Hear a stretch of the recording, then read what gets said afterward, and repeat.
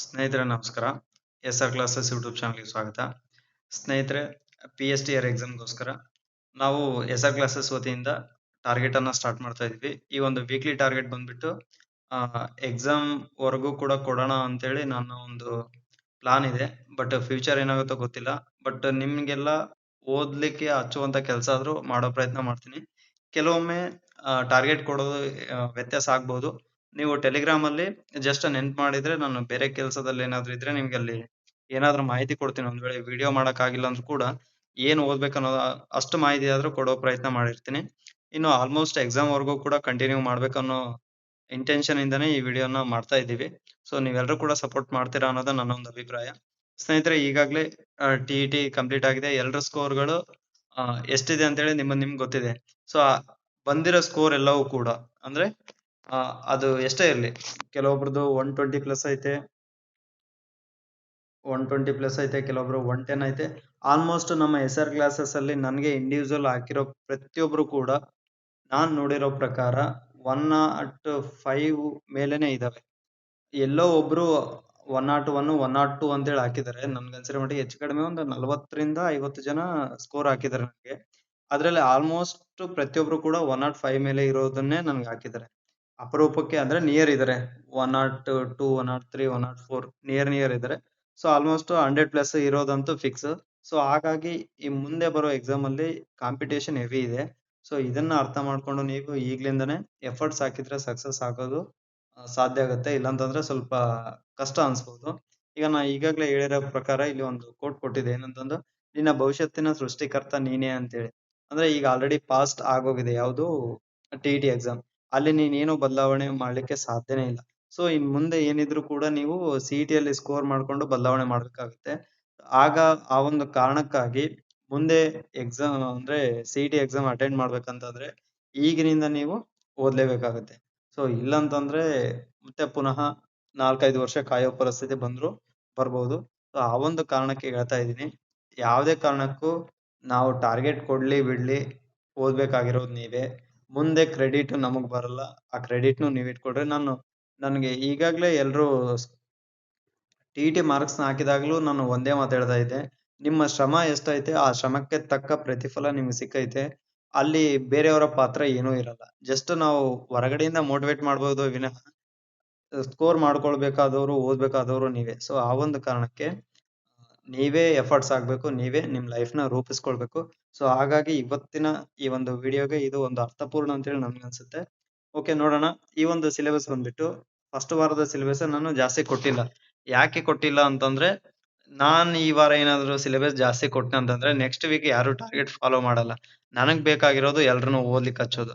ಅಂದ್ರೆ ನಾನು ಇದಕ್ಕೂ ಮುಂಚೆ ಏಪ್ರಿಲ್, ಮೇನಲ್ಲಿ ಟಾರ್ಗೆಟ್ ಕ್ಲಾಸಸ್‌ನ ಫಸ್ಟ್ ಟೈಮ್ ಸ್ಟಾರ್ಟ್ ಮಾಡಿದಾಗ ಲಾಸ್ಟ್ ಅಂದ್ರೆ ಈ ವರ್ಷ 2025ರಲ್ಲಿ ಸ್ಟಾರ್ಟಿಂಗ್ ವಿಡಿಯೋ ಸುಮಾರು 5,000 ವರೆಗೂ ಓಡಿತ್ತು. ಬರ್ತಾ ಅದು ಫಾಲೋ ಮಾಡೋರು ಕಡಿಮೆ ಆಗ್ತಾ ಬಂದ್ರು. ಅಂದ್ರೆ ನನ್ಗೆ ಅರ್ಥ ಆಯ್ತು, ಎಲ್ಲಿ ವೀಕ್ಲಿ ಟಾರ್ಗೆಟ್ ಅನ್ನ ಫಾಲೋ ಮಾಡೋದು ಎಡುತ್ತಾ ಇದ್ದಾರೆ. ಅಂದ್ರೆ ಫಾರ್ ಎಕ್ಸಾಂಪಲ್ 5 ಲೆಸನ್ಸ್ ಕೊಟ್ಟಿನಂತಂದ್ರೆ ಇವತ್ತು 4 ಓದ್ತಾರೆ, 1 ಪೆಂಡಿಂಗ್ ಇಡ್ತಾರೆ. ನಾಳೆ 5 ಲೆಸನ್ಸ್ ಇದಾವಂತಂದ್ರೆ ಅಲ್ಲಿ ಒಂದು 3 ಓದ್ತಾರೆ, ಒಂದು 2 ಪೆಂಡಿಂಗ್ ಇಡ್ತಾರೆ. ಇವೇನು ಪೆಂಡಿಂಗ್ ಅನ್ನೋವು ಇದಾವಲ್ಲ, ಆ ಪೆಂಡಿಂಗ್ ಅನ್ನೋದೇ ದೊಡ್ಡ ಹೊಡೆತ ಕೊಟ್ಟು ಮುಂದೆ ಟಾರ್ಗೆಟ್‌ನ ಫಾಲೋ ಮಾಡ್ಲಾರ್ದಂಗ್ ಆಗುತ್ತೆ. ಸೊ ಹಾಗಾಗಿ ಈ ಸಲ ನಾನು ಬಹಳಷ್ಟು ಯೋಚನೆ ಮಾಡೇ ಕೊಡ್ತಾ ಇದ್ದೀನಿ. ಟೈಮ್ ಕೂಡ ಇನ್ನೂ ಇದೆ. ಈಗಾಗ್ಲೇ ನೀವೇನು ಓದಿದ್ರಲ್ಲ ಟಿ.ಇ.ಟಿಗೆ, ಸೊ ಇದು ಒಂದು ರಿವಿಷನ್ ಶೆಡ್ಯೂಲ್ ಆಗುತ್ತೆ. ಸೊ ಹಾಗಾಗಿ ಇಲ್ಲಿ ಫಸ್ಟ್ ವೀಕ್‌ನ ಲೆಸ್ ಸಿಲೆಬಸ್ ಅಂದ್ರೆ ಬಹಳಷ್ಟು ಕಡಿಮೆ ಸಿಲೆಬಸ್ ಇಂದಾನೆ ಸ್ಟಾರ್ಟ್ ಮಾಡ್ತಾ ಹೋಗ್ತೀನಿ. ಸ್ವಲ್ಪ ಒಂದು ಟ್ರ್ಯಾಕಿಗ್ ಬಂದ್ಮೇಲೆ ಈ ಸಿಲೆಬಸ್ ಲೆವೆಲ್ ಜಾಸ್ತಿ ಆಗ್ತಾ ಹೋಗುತ್ತೆ. ಮತ್ತೆ ಇದರಿಂದ ಏನಾದ್ರು ನೀವು ಅಂದ್ರೆ ಫಾರ್ ಎಕ್ಸಾಂಪಲ್ ಏನಾದ್ರು ಸಜೆಷನ್ ಕೊಡೋದಿದ್ರೆ ನೀವು ಕಾಮೆಂಟ್ ಅಲ್ಲಿ ಕೊಡ್ಬೋದು. ನೋಡೋಣ ಇದು ಸಿಲೆಬಸ್ ಜಾಸ್ತಿ ಆಯ್ತಾ ಕಡಿಮೆ ಆಯ್ತಾ ಅನ್ನೋದ್ರ ಬಗ್ಗೆ ನಾನು ಮುಂದೆ ಯೋಚನೆ ಮಾಡ್ತಾ ಹೋಗ್ತೀನಿ. ಓಕೆ, ಈಗ ನೀವು ಬರ್ಕೋಬಹುದು. ನಾನು ಎಲ್ಲಿಯೂ ಕೂಡ ಈ ಪ್ರಿಂಟೆಡ್ ಅಂದ್ರೆ ಈ ಸ್ಲೈಡ್ಸ್‌ನ ಕೊಡಲ್ಲ. ಯಾಕಂತಂದ್ರೆ ಸ್ಲೈಡ್ಸ್ ಕೊಟ್ರೆ ನೀವು ಅಲ್ಲೇ ಸ್ಕ್ರೀನ್‌ಶಾಟ್ ತಗೊಂಡು ಸೀಮಿತ ಆಗ್ತೀರಿ. ಸೊ ಹಾಗಾಗಿ ನಾನು ಕೊಡಲ್ಲ. ಯಾರಿಗೆ ಫಾಲೋ ಮಾಡ್ಬೇಕಂತಂದು ಇಷ್ಟ ಇರುತ್ತೆ ಅವರು ನೀವು ಬರ್ಕೋಬೇಕಾಗುತ್ತೆ. ಸೊ ಮೊದಲನೇದಾಗಿ 28ನೇ ತಾರೀಕು. 28ನೇ ತಾರೀಕಿಂದ ಸ್ಟಾರ್ಟ್ ಮಾಡ್ತಾ ಇದ್ದೀವಿ. ನಾಳೆಗೆ ಇರುವಂತ ಸಿಲೆಬಸ್‌ನ ನೀವು ಬರ್ಕೋಬಹುದು. ಮೊದಲನೇದು ಫಸ್ಟ್ ಪಾಠ ನಾಳೆ ಇತಿಹಾಸದ ಪರಿಚಯ ಮತ್ತು ಆರಂಭಿಕ ಸಮಾಜ. ಇತಿಹಾಸದ ಪರಿಚಯ ಮತ್ತು ಆರಂಭಿಕ ಸಮಾಜ. ನೆಕ್ಸ್ಟ್ ಎರಡನೇದು ವಿಜ್ಞಾನದ ಅದ್ಭುತ ಪ್ರಪಂಚ. ವಿಜ್ಞಾನದ ಅದ್ಭುತ ಪ್ರಪಂಚ. ನೆಕ್ಸ್ಟ್ ಮೂರನೇದು ಜೀವ ಜಗತ್ತಿನಲ್ಲಿ ವೈವಿಧ್ಯತೆ. ಜೀವ ಜಗತ್ತಿನಲ್ಲಿ ವೈವಿಧ್ಯತೆ. ನೆಕ್ಸ್ಟ್ ನಾಲ್ಕನೇದು ಗಣಿತದಲ್ಲಿ ವಿನ್ಯಾಸಗಳು. ಗಣಿತದಲ್ಲಿ ವಿನ್ಯಾಸಗಳು. ನೆಕ್ಸ್ಟ್ ಐದನೇದು ರೇಖೆಗಳು ಮತ್ತು ಕೋನಗಳು. ಇದು ನಾಳೆ ಮುಗಿಸ್ಬೇಕಾಗಿರೋದು. 5 ಲೆಸನ್ಸ್ ಅಷ್ಟೇ ಇದಾವೆ, ಇದೇನು ದೊಡ್ಡದಲ್ಲ, ಎಲ್ಲವೂ ಕೂಡ ಸಣ್ಣ ಸಣ್ಣ ಲೆಸನ್ಸ್ ಇದಾವೆ. ಇನ್ನು ಸೈನ್ಸ್ ಅಲ್ಲಿ ಬಂದ್ಬಿಟ್ಟು ಆಕ್ಟಿವಿಟೀಸ್ ಇದಾವೆ, ಅಲ್ಲೇನು ಓದೋಂಥ ಜಾಸ್ತಿ ಇಲ್ಲ. ಸೊ ಫಸ್ಟ್ ವೀಕ್ ಇದೇ ತರ ಹೋಗುತ್ತೆ, ಡೇ ಬೈ ಡೇ ನಿಮಗೆ ಸಿಲೆಬಸ್ ಜಾಸ್ತಿ ಅನಿಸ್ಬೋದು. ಆದ್ರೂ ಕೂಡ ನಾ ಯೋಚನೆ ಮಾಡಿನೇ ಸಿಲೆಬಸ್ ಒಂದು ಹಂತಕ್ಕೆ ಫಸ್ಟ್ ವೀಕ್ ಯಾವರೇಜ್ ಇದೆ. ನೆಕ್ಸ್ಟ್ 29ಗೆ 29ನೇ ತಾರೀಕು ಭಾರತ ನಮ್ಮ ಹೆಮ್ಮೆ. ಭಾರತ ನಮ್ಮ ಹೆಮ್ಮೆ. ನೆಕ್ಸ್ಟ್ ವಿಜ್ಞಾನದಲ್ಲಿ ಮನದುಂಬಿದ ಊಟ ಸ್ವಸ್ಥ ಶರೀರಕ್ಕೆ ಸೋಪಾನ. ಮನದುಂಬಿದ ಊಟ ಸ್ವಸ್ಥ ಶರೀರಕ್ಕೆ ಸೋಪಾನ. ನೀವು ಎಲ್ಲರೂ ಬರ್ಕೊಳ್ಳೇಬೇಕಾಗುತ್ತೆ, ಬರ್ಕೊಂಡಿಲ್ಲ ಅಂತಂದ್ರೆ ನಿಮಗೆ ಟಾರ್ಗೆಟ್ ಫಿಕ್ಸ್ ಆಗಲ್ಲ. ಹೇಳೋದನ್ನ ದಯವಿಟ್ಟು ಅರ್ಥ ಮಾಡ್ಕೊಳ್ರಿ. ನೆಕ್ಸ್ಟ್ ಕಾಂತಗಳ ಅನ್ವೇಷಣೆ. ಮೂರನೇ ಪಾಠ ಕಾಂತಗಳ ಅನ್ವೇಷಣೆ. ನೆಕ್ಸ್ಟ್ ಗಣಿತದಲ್ಲಿ ಸಂಖ್ಯಾ ಆಟ. ನೆಕ್ಸ್ಟ್ ದತ್ತಾಂಶಗಳ ನಿರ್ವಹಣೆ ಮತ್ತು ಪ್ರಸ್ತುತಿ. ದತ್ತಾಂಶಗಳ ನಿರ್ವಹಣೆ ಮತ್ತು ಪ್ರಸ್ತುತಿ. ನೆಕ್ಸ್ಟ್ ಬಂದ್ಬಿಟ್ಟು 30ನೇ ತಾರೀಕು ನಮ್ಮ ಹೆಮ್ಮೆಯ ಕರ್ನಾಟಕ. ಅದರಲ್ಲಿ ಬೆಂಗಳೂರು ವಿಭಾಗ ಮಾತ್ರ. ನಮ್ಮ ಹೆಮ್ಮೆಯ ಕರ್ನಾಟಕದಲ್ಲಿ ಬೆಂಗಳೂರು ವಿಭಾಗ. ಇಲ್ಲಿ ಯಾಕೆ ಜಾಸ್ತಿ ಒಂದೇ ವಿಭಾಗ ಕೊಟ್ಟಿನ ಅಂತಂದ್ರೆ ಈ ಪಾಠ ಓದ್ಬೇಕಂದ್ರೆ ಎಲ್ರಿಗೂ ಬೇಜಾರಾಗುತ್ತೆ. ಸೊ ಹಾಗಾಗಿ ಇದೊಂದು ವಾರ ಇದೇ ಪಾಠ ಆಗುತ್ತೆ. ನೀವೇನು ಟೆನ್ಷನ್ ತಗೊಳ್ಳೋ ಅವಶ್ಯಕತೆ ಇಲ್ಲ. ನೆಕ್ಸ್ಟ್ ಬರೋವೆಲ್ಲ ನೀವು ಈಗಾಗಲೇ ಓದಿರೋವಿದಾವೆ, ಈಸಿ ಇದಾವೆ. ಸೊ ಹಾಗಾಗಿ ಈ ಒಂದು ಪಾಠ ನೀವು ಪರ್ಫೆಕ್ಟ್ ಆಗಿ ಓದಿದ್ರೆ ಮುಂದೆ ತೊಂದರೆ ಆಗಲ್ಲ. ನೆಕ್ಸ್ಟ್ ವಿಜ್ಞಾನದಲ್ಲಿ ಉದ್ದದ ಅಳತೆ ಮತ್ತು ಚಲನೆ. ಸಮಾಜ ವಿಜ್ಞಾನ ನಾನು ಕಡಿಮೆ ಕೊಟ್ಟಿದ್ದೀನಿ, ವಿಜ್ಞಾನ ಗಣಿತ ಜಾಸ್ತಿ ಕೊಡ್ತಾ ಇದ್ದೀನಿ. ಯಾಕಂತಂದ್ರೆ ಸಮಾಜ ವಿಜ್ಞಾನ ಲಾಸ್ಟ್ ಮೂಮೆಂಟ್ ಅಲ್ಲಿ ಒಂದು ರೌಂಡ್ ಜಸ್ಟ್ ಕಣ್ಣಾಡ್ಸ್ಕೊಂಡು ಹೋದ್ರು ಕೂಡ ಅಲ್ಲಿ ನಾವು ಸ್ಕೋರ್ ಮಾಡ್ಬೋದು. ಬಟ್ ವಿಜ್ಞಾನ ಗಣಿತ ಪ್ರಾಕ್ಟೀಸ್ ಮಾಡ್ಬೇಕಾಗುತ್ತೆ. ಸೊ ಆ ಒಂದು ಕಾರಣದಿಂದ ವಿಜ್ಞಾನ ಗಣಿತಕ್ಕೆ ಜಾಸ್ತಿ ಪ್ರಿಫರೆನ್ಸ್ ಕೊಟ್ಟು ಸೋಷಿಯಲ್ ಸೈನ್ಸ್ ನ ಸ್ವಲ್ಪ ನ್ಯೂಟ್ರಲ್ ಮಾಡ್ತಾ ಇದ್ದೀನಿ ಅಷ್ಟೇ. ನೆಕ್ಸ್ಟ್ ಉದ್ದದ ಅಳತೆ ಮತ್ತು ಚಲನೆ. ಅದಾದ ನಂತರ ಮೂರನೇ ಪಾಠ ನಮ್ಮ ಸುತ್ತಲಿನ ಸಾಮಗ್ರಿಗಳು. ನಮ್ಮ ಸುತ್ತಲಿನ ಸಾಮಗ್ರಿಗಳು. ನೆಕ್ಸ್ಟ್ ಅವಿಭಾಜ್ಯ ಸಮಯ. ಅವಿಭಾಜ್ಯ ಸಮಯ. ಅದಾದ ನಂತರ ಐದನೇ ಪಾಠ ಸುತ್ತಳತೆ ಮತ್ತು ವಿಸ್ತೀರ್ಣ. ಸುತ್ತಳತೆ ಮತ್ತು ವಿಸ್ತೀರ್ಣ. ಇಷ್ಟು 30ನೇ ತಾರೀಕು. ಅದಾದ ನಂತರ 31ನೇ ತಾರೀಕು ನಮ್ಮ ಹೆಮ್ಮೆಯ ಕರ್ನಾಟಕ. ನಮ್ಮ ಹೆಮ್ಮೆಯ ಕರ್ನಾಟಕ. ಅದರಲ್ಲಿ ಮೈಸೂರು ವಿಭಾಗ. ನೆಕ್ಸ್ಟ್ ತಾಪ ಮತ್ತು ಅದರ ಮಾಪನಗಳು. ನೆಕ್ಸ್ಟ್ ನೀರಿನ ಸ್ಥಿತಿಗಳ ಮೂಲಕ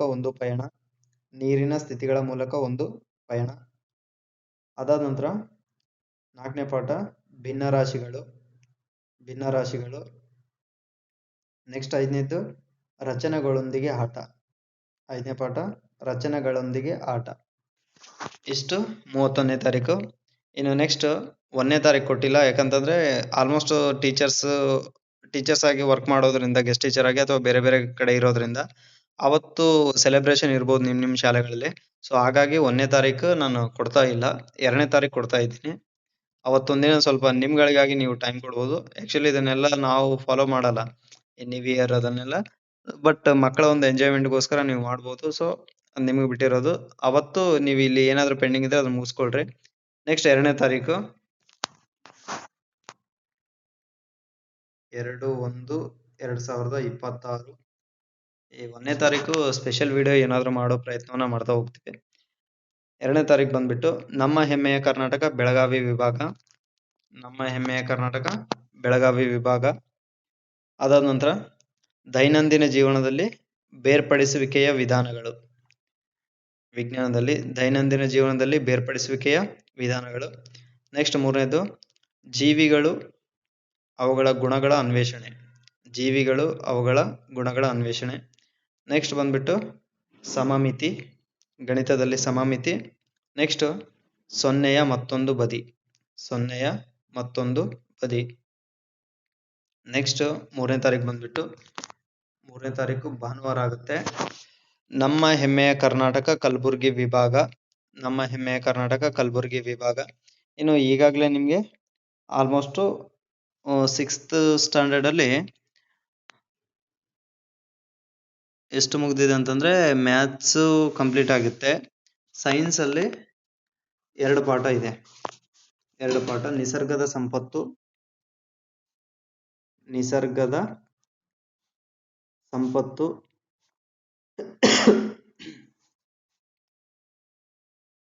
ನೆಕ್ಸ್ಟ್ ಬಂದ್ಬಿಟ್ಟು ಭೂಮಿಯಿಂದ ಆಚೆಗೆ. ಇಲ್ಲಿ ನಿಮ್ಗೆ ಏನಾದ್ರೂ 3 ಪಾಠಗಳಷ್ಟೇ ಆಗುತ್ತಲ್ಲ, ಇಲ್ಲಿ ಏನಾದ್ರೂ ಪೆಂಡಿಂಗ್ ಇದ್ರೆ ನೀವು ಅದೆಷ್ಟನ್ನ 3ನೇ ತಾರೀಕು ಕಂಪ್ಲೀಟ್ ಮಾಡ್ಕೊಂಡ್ರೆ ನೆಕ್ಸ್ಟ್ 4ನೇ ತಾರೀಕಿಂದ ನಿಮ್ಗೆ ಹೊಸ ಸಿಲೆಬಸ್ ಟಾರ್ಗೆಟ್ ಸಿಗ್ತಾ ಹೋಗುತ್ತೆ.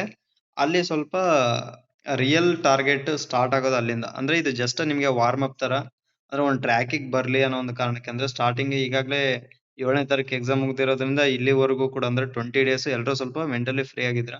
ಸೊ ಈಗ ಏಕಾಏಕಿ ಬುಕ್ಸ್ ಕೊಡೋದು ಕೂಡ ಕಷ್ಟ ಆಗ್ಬೋದು.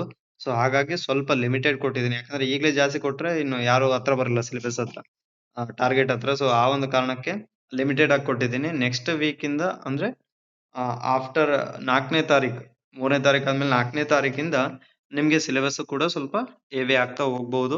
ಅನಿವಾರ್ಯ 2-3 ರೌಂಡ್ ಮುಗಿಸ್ಲೇಬೇಕಾಗುತ್ತೆ. ಸೊ ಆ ಒಂದು ಕಾರಣಕ್ಕೆ ಅಲ್ಲಿ ಸಿಲೆಬಸ್ ಜಾಸ್ತಿ ಆಗುತ್ತೆ. ಸೊ ಇನ್ನು ಯಾರು ಸ್ಟಾರ್ಟ್ ಮಾಡಿಲ್ಲ ದಯವಿಟ್ಟು ಓದೋದನ್ನ ಸ್ಟಾರ್ಟ್ ಮಾಡಿ ನಾಳೆಯಿಂದ. ಡೆಫಿನೆಟ್ಲಿ ನೀವು ಸಕ್ಸಸ್ ಆಗ್ತೀರಾ ಅನ್ನೋ ಭರವಸೆ ನನಗಿದೆ.